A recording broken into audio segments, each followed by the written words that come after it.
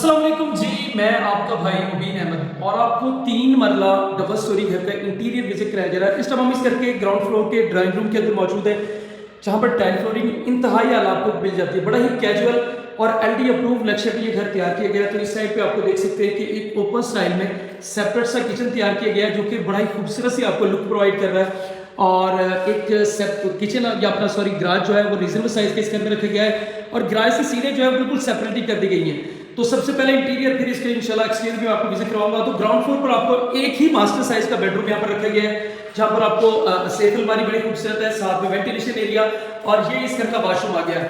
इस घर में टोटल आपको 3 बेडरूम मिलेंगे, 2 किचन इस घर में खूबसूरत से रखे गए।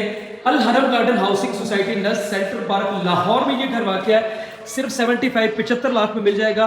एक्सटीरियर भी आपको जो है वो साथ में आपको विजिट करा दूँ। तो एलिवेशन बड़ा ही खूबसूरत से आपको जो है ये तैयार किया गया है। तो बाकी मजीद डिटेल के लिए चैनल सब्सक्राइब करें।